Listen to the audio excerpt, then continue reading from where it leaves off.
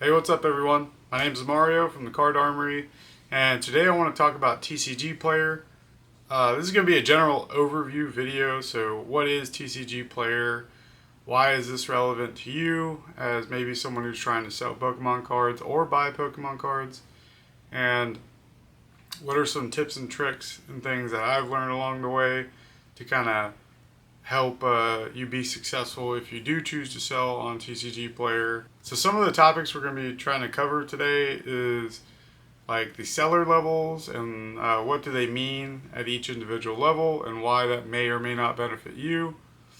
Listing cards, different methods that you can use and kind of what we use. And then, how to manage your inventory once it's listed, what's the best way to organize it, and how to ship your cards. I'll kind of go over some of this, and again, this is more of like an overview video instead of like an in-depth video. I do plan to make some in the future. Just let me know in the comments down below if that's something you want to do. So let's go ahead and get right into it.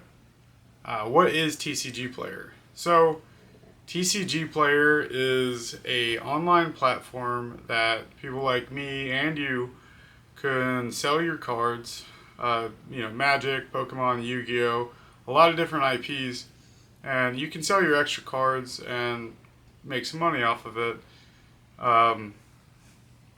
It's actually owned by eBay as of like 2022. I believe eBay bought them out, but it's arguably the biggest platform. I know there's a bunch of other like little small platforms out there, but TCGPlayer is the biggest platform for you to be able to buy and sell cards without the hassle of like negotiating and people interaction and stuff like that. So it's really good if you're trying to start a card business selling Pokemon cards or Magic cards, and you don't necessarily have a brick and mortar yet, but you still want to try to make money. There's plenty of people that have been successful using just TCGPlayer.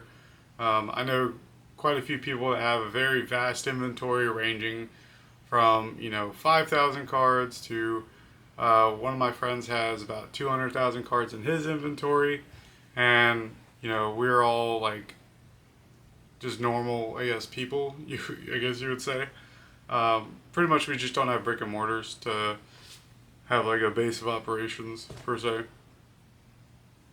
So getting started, it's pretty easy. All you have to do is apply, and it takes a couple days, I think, for the approval process for you to get approved on TCGPlayer. And you'll start out at level 1, and from there you can just kind of list, I think, up to 100 cards. And you're going to need inventory. So if maybe you're starting to sell cards, let's say you've been collecting or opening packs for 6 months or so, this is where it'd be good to kind of source your duplicates and maybe like your bulk for good items to sell on TCGPlayer. You can a lot of times just kind of price out the cards in your bulk, and they usually sell pretty good depending on if it's playable or if it's a collectible Pokemon, or if it's Magic cards, maybe it's really good in the Commander format. So I would say if you're going to start a card business, just go ahead and just sell what you have. Buy it later down the road if you really are like, you really don't want to sell your cards. I get it, but you gotta start with something, and if you don't have any capital, there's your capital. Let's say you don't want to sell your collection, but you have like $500 to start with, or even $100. What I did is I sourced on Facebook Marketplace. You'll find some good deals on there. It's a lot harder to find it now, but there still are really good deals. I'm going through a recent Facebook collection buy, and it was pretty good. I got it for about $220, $230 worth of value. I traded some cards and then add some money on top of it, and definitely well worth my purchase. I found a lot of cards that should prove to kind of at least triple my investment, if that makes sense. It's not like a bunch of Charizards, but it's like reverse hollows and like older like bulk and you know here's some of it actually right here. Um, so you got like a Shadowless from base set. Um, you know, quite a few Shadowlesses. Um, so cards like this, sometimes you find them in collection buys, and it's worth money. Somebody wants to buy it. It might not go for $100, but if it goes for at least 15 cents, then hey, it's still money in your pocket if you pay less than a penny for it. And I probably paid maybe a fraction of a cent for those cards if you were to spread the value. So that's how you should get started, in my opinion. Find a good like little collection to start with, be it your own or something you find online. Um, you can usually turn those onto quite a bit of profit. So now we're going to move into the seller levels. All right, so here is the levels I mentioned for TCG Player. All right, so here's how the levels work. You pretty much start at level 1, and then as you start selling more and fulfilling more orders, you'll work your way up to level 4. It's actually pretty quick. You'll level up really fast. I think we hit 4 within about 2 weeks, 3 weeks, give or take. So it's really not that bad if you're really grinding. So let's go ahead and move down. So seller level 1. Um, this is, just kind of everybody starts at this level. The big takeaway is that you only have 100 total items that you can list. This isn't necessarily unique items, this is just total items in general. So the maximum amount of cards you can have is 100 items. That's how you should think of it like that. So um, you can list up to $1,000 worth of cards. So, if you have like a Moonbreon, you couldn't even list that right now, but this would be good for like a bunch of like glaring galleries or like lower end cards. It's kind of how we started. Maybe a couple $20 cards. It really doesn't matter that hard, but only, $1,000. Daily limit inventory, quantity entry is 100 items for level 1. Doesn't really matter because you can only have 100 total anyway. So now we go on to level 2.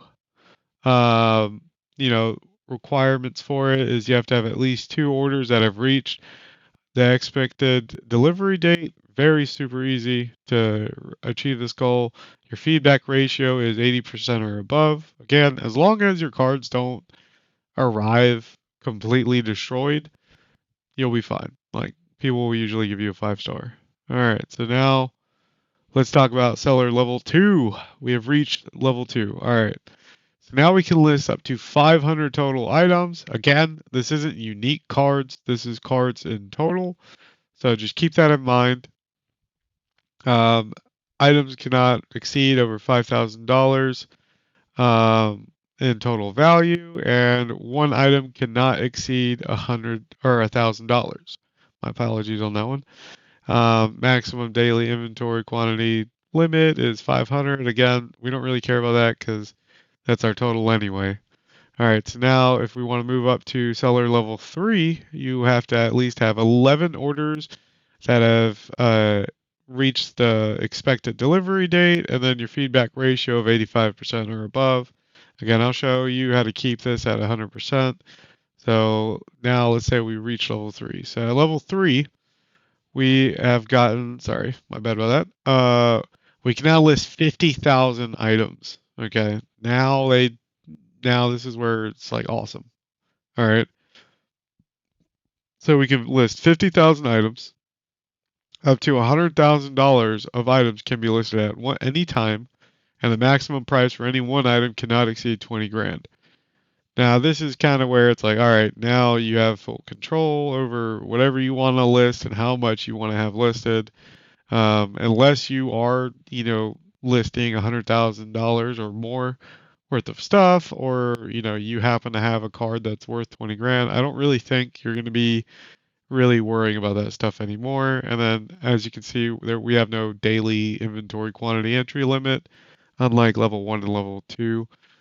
So this I think we reached in like a week. It was really quick. So it's awesome because if you sell a lot of bulk, you're going to need a lot of total items. So this is going to be really, really helpful. And then to reach level 4, you have to have at least 51 orders that have reached the expected delivery date, and then a feedback ratio of 90% or above. Now, this is kind of where it's a little bit harder to reach, and I use the term harder very loosely. Um, we were still able to reach this 51 orders really quick. So if we can do it, I'm sure you can do it too. And then this moves you to the max level, really the level that I'd say is kind of where the grind really starts. So let's go ahead and see what level 4 entails. All right, so level 4, the final seller level. Once you make it here, you can list an unlimited number of items. At this level, you have the following benefits applied to your seller account. The unlimited number of items, customer shipping, custom shipping options, easy import and export, your pricing data, and then easily import inventory by scanning using the TCGPlayer app. All right. There's a couple other things that I would like to mention right here. The scanning cards using TCGPlayer apps. That's very very important. Okay, this is kind of how I used to do it. I'll touch on that here in a little bit. And yeah. Okay, so I don't know why I didn't show it on the previous page, so I kind of had to Google this real fast, but this is TCGPlayer Pro. Okay, so TCGPlayer Pro is why you need to get to seller level 4 as fast as possible, because once you hit TCGPlayer level 4, you can apply for Pro. Pro is where all your tools to maximize efficiency and make sure you get the most amount of money with the least amount of effort is possible. And all you do is you accept like a little bit of a higher like percentage taken out from your money that you make. But the tools and everything you get for Pro greatly, like vastly outweigh uh, the extra I think 3% that they take from you. So we'll go ahead and kind of hit a couple key points. You get the quick list, which is actually a newer, relatively new feature. I think this is amazing. I would highly recommend this once you get it. We just started using this, and I was able to list. Uh, Shoot, it was like easily about 1,500 cards in a matter of about I don't know 40 minutes. Pretty good. It was all alphabetical. Anyways, um, mass price tool. Okay, maybe I'll go make a video that goes a little bit deeper into some of these. But the mass price tool, essentially, you create a rule and you'll say, hey, like I want all my reverse hollows to every morning adjust to the current new market. If there's a big market shift, adjust it by this percentage, or you can have a fixed, dollar amount. And this is how you create your floor prices. You might hear a couple other YouTubers talk about your floor price. This is how you keep your floor price. It's super awesome. You'll go in there and you'll be like, hey, I don't care if this card is 1 penny. Every card is going to be about 19 cents. 19 cents is my floor price. Always have a floor price. Okay. And then, scan and identify, import mass images. I haven't really used this as much, so I won't speak on that. This is kind of cool, more of like a foreshadowing if you have like an in-store presence or anything like that, you know, or if you want to open up a store, it's cool to know that TCGPlayer isn't just an online tool that you can sell your cards on. You can actually still list everything online and then have these cool kiosks for your customers to come in, be like, hey, yeah, no, I need these cards. And they can order it from your kiosk, literally a computer or an iPad, and it generates an order. And the best part about this, like in store, is my apologies, is you'll be able to make the sale on the cards without paying any fees. and that's because of the Pro and in-store pickup, and I'll talk about it right here. So this is kind of goes in tangent with your in-store kiosk, right? You'll get a Pro website when you opt for Pro. It's this generic looking website that TCGPlayer just kind of generates for you. It's convenient. It has all your single cards, your entire TCGPlayer inventory. It's on here. Okay, so when you have customers that looking through your kiosk and they create this order and they check out, it's all really kind of going from your website. And whenever you make these kind of sales, you don't pay TCGPlayer any fees, which I think is really interesting. So just kind of keep that in mind. Um, mm, Not 100% sure about this because I don't really have an in-store, so I can't really. That's kind of cool though. I guess you can have two different inventories. That's pretty sick. Um, yeah, so this is kind of like the biggest benefits about TCGPlayer Pro. How can I join TCGPlayer? Level 4 marketplace seller. Right, and then you just click, sign up form. A lot of it's really easy. You can just kind of Google a lot of the stuff. So that's what I would recommend. Let's see here. See right here. What do in-store transactions made through TCGPlayer Pro cost? There is no fee for in-store purchases processed by your point of sale system. This is awesome for me. Only a transaction processing fee. Like, yeah, any platform, I don't care where you are, is usually going to have a transaction processing fee. Just how it is. So for you to be able to sell your cards not only online but in store and acquire or can't talk and not have to pay a fee, that's awesome. So kudos to you, TCGPlayer. Uh, if I missed any like big things about TCGPlayer Pro versus not Pro, my apologies. But mass price tool, phenomenal. Quick list, I cannot state this enough. Quick list is how you would want to start listing your cards if you're someone who sells, bulk like I am. So, yeah, I just want to kind of touch on these points. So there's a couple ways that you can choose to list your cards. You can either list them manually, which is on your computer, or you could even do it from a tablet, but I wouldn't recommend that. Um, you go on TCGPlayer, you go into your inventory tab, and you can look for the card, make sure the set list is correct by like the number and the set symbol for whichever IP you're selling, and you can manually do it that way. You click the specific card, you enter your quantity, you enter your price, you click save, and now you've got a card listed. It's a very long and tedious process, and as you'll come to find that when you start growing and you start scaling a lot bigger, you can't really spend your time doing that because there's sorting and conditioning and all these other steps that go into selling cards that you need to be as efficient as possible.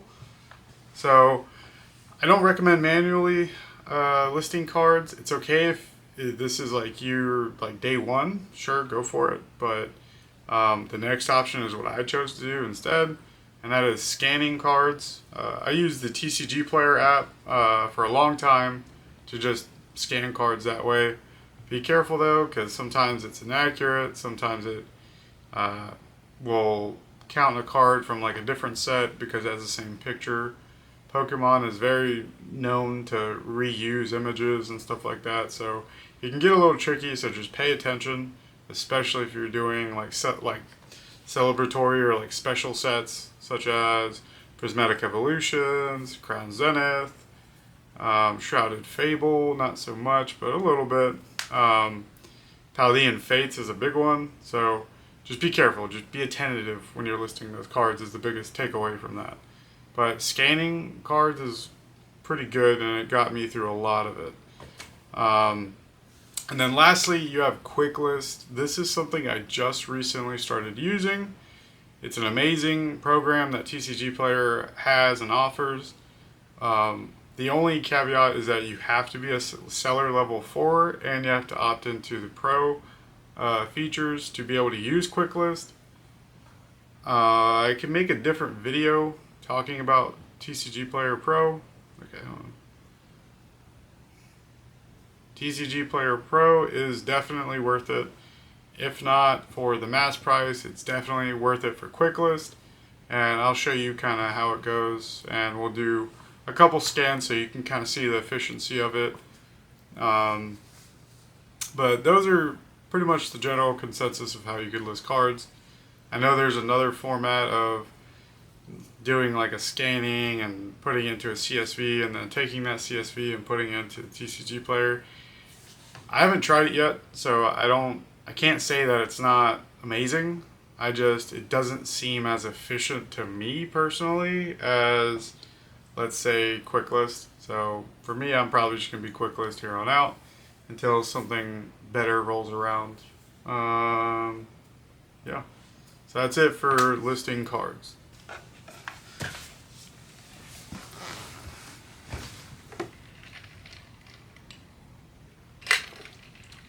All right.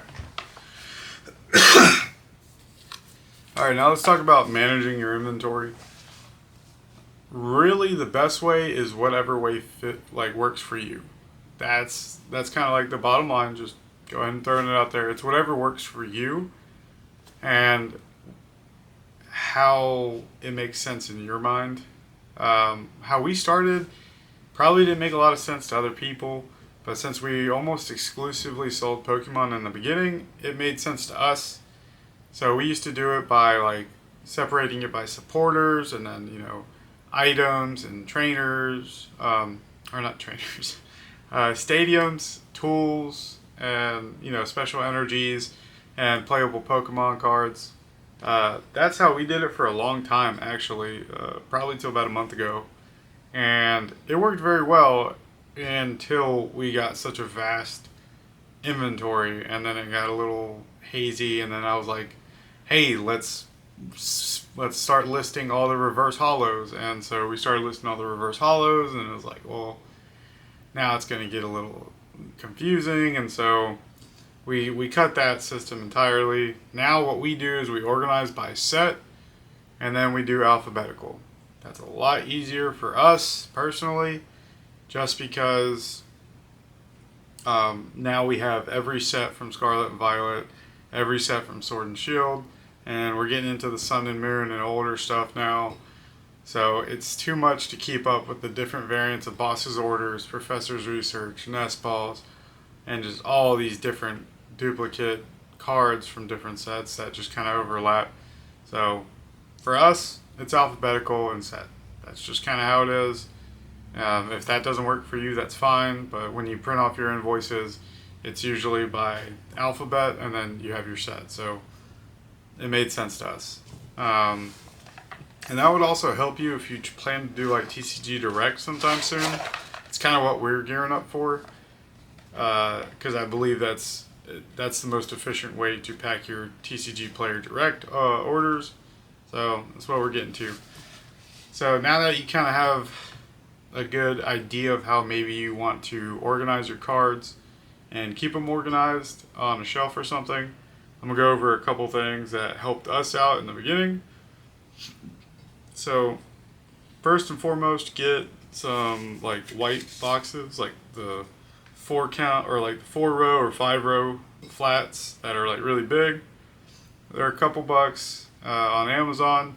The 5-row ones are actually a little bit more pricey. They're like $9, $10 online. You can also find them at your local game store a lot of times, but they're usually about 12 bucks. They're pretty durable, I guess. I mean, I get them all the time from like collection buys, or just some people have them, and then I'll usually turn them in, and then I have to get new ones. But I've never really had any of them like fail on me, even though they're only made out of cardboard. But they hold a lot of cards. They don't take up a lot of space, so I highly recommend you do that. And then the couple items that I would recommend for you is, once you get a big enough inventory, to kind of keep you organized, is you get a couple items, right? You get these dividers, okay? Again, you can buy these on Amazon, right? And we write either letters or set numbers or symbols on top of these dividers. You can also put labels on them, but they don't really labels don't like label maker tape doesn't like to stick very well to these, so just more you know. But we use these because they're a little bit taller than an ETB divider, or like dividers you get in like elite trainer boxes, or treasure troves, what have you. They sit a little bit higher, and the significance of that is that you can use these now to separate other cards with. Let's say you have, the letter I, right? And you have 5 different Pokemon or trainers that have the letter I. You could then turn around, take some ETB dividers, and put them in between. Unfortunately, we don't have enough ETB dividers to do this yet. But it's something we are trying to go towards. But they're really nice. They're made of like an ABS or like a plastic. They've got a lot of flex to it, but they hold up and they're reusable. You can just take like hand sanitizer or like rubbing alcohol and remove that. I think I use nail polish removal, like my wife's nail polish removal, to remove them. But it's reusable because it does stack up over time. We have, I think, like a whole ETB full of these things because we use so many of them. We found them on Amazon. They're really not that bad, but they will save you a lot of headache. And then the next item, which I think is extremely important, are these little things right here. Okay, it's like a little squishy, like a little piece of foam. There's several companies that make these, but the significance of this is that you can take, a loose ETB or flat of cards, and you can tuck this in right there, and then now your cards aren't going to tip and spill everywhere. They're going to kind of stay in place, and that's pretty cool. If you don't, like, when you transition to the big flats and you don't have a full row, you can use these to kind of keep it still tight without spilling over, because I hate it when I'm going through cards and then the whole row just collapses on itself, and now I got to reorganize this, and it's a headache. Again, super cheap on Amazon, and it will save you a lot of headache. So as far as organizing and keeping your bulk tidy and not a mess, those are some pickups I would highly recommend you get now to just make it painless as you go. It took us a while before we found these items. So, yeah. Okay, now let's talk about shipping and like some of the shipping supplies that you're going to need, and different options that you have as a seller to ship your cards so that they safely get to your customers without damage. So first and foremost, you need stamps. I know you can pre-purchase shipping labels and stuff like that online, and it's a little bit cheaper, but I feel like it kind of evens out if you have like a thermal printer and you're prepaying for the shipping, and maybe you're paying 60 cents for it, but then you have to print off a label. I don't know. This just seems like this is what I know. So maybe I could be wrong. Maybe pre-purchasing shipping online and then just thermal printing a label and sticking that on an envelope is super efficient. But for now, this is what I use. I use stamps. These are forever stamps. Okay. You can pick them up either by the book of 20 or by the roll. We do by the roll, and just because we do enough orders. The next thing is like really important.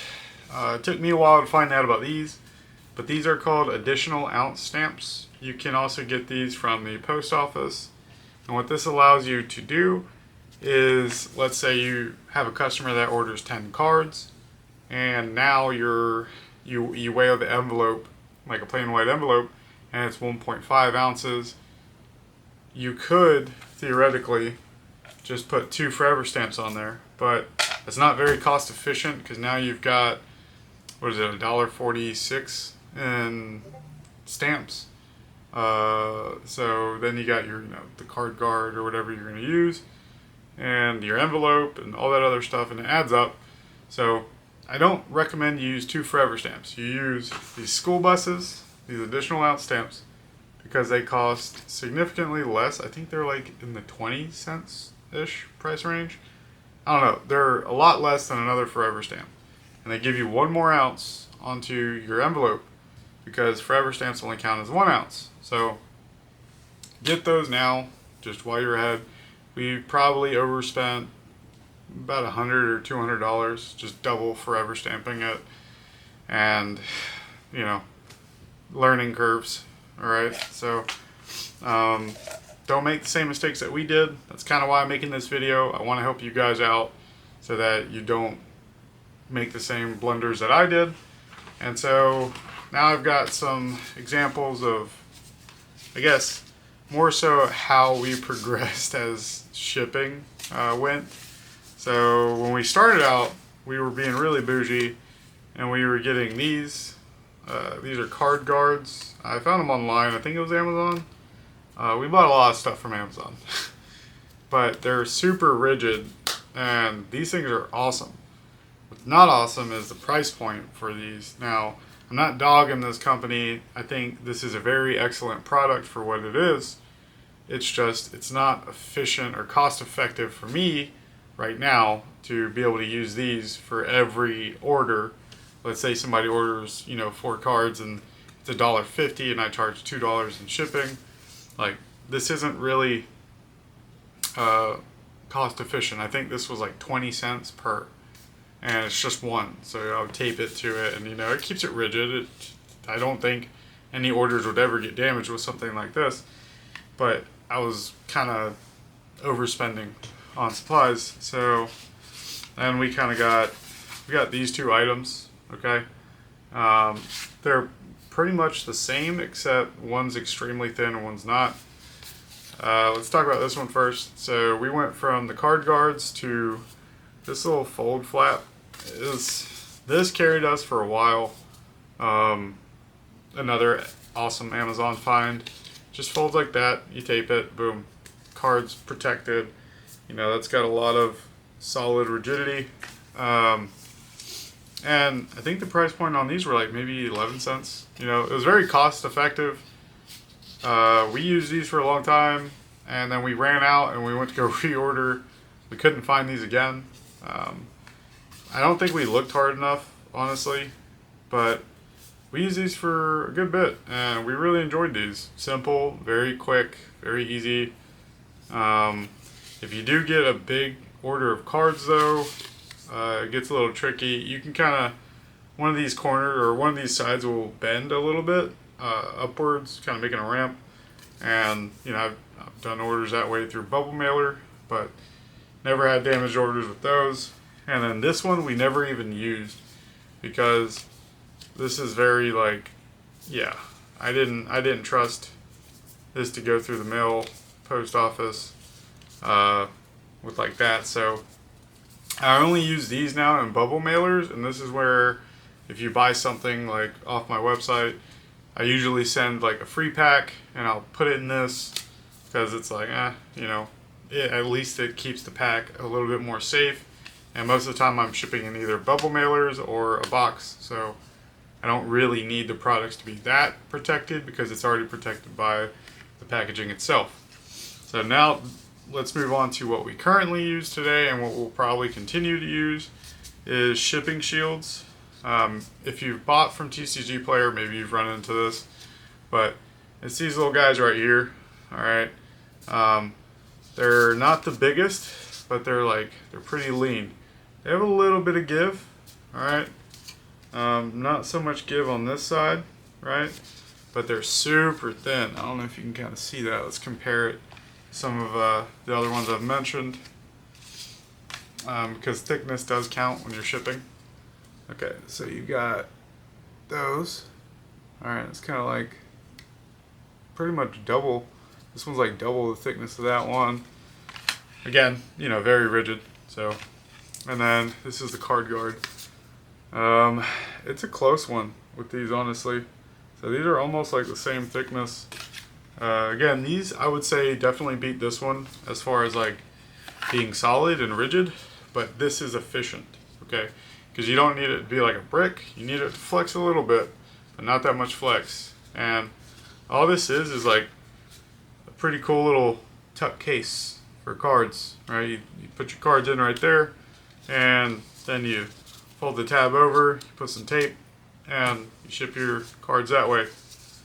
Um, we've used, dang, I think we've used these for the better part of 600 orders, and none of them have come back damaged. No complaints, and they're really cost effective. If you buy them in bulk, I think we got them for like 8 cents per shield, somewhere in that ballpark. I think it was like maybe 10 cents at most. I love those things, and I'll continue to use them. All right. Not really sponsored by any of those products. Promise. It's what we use.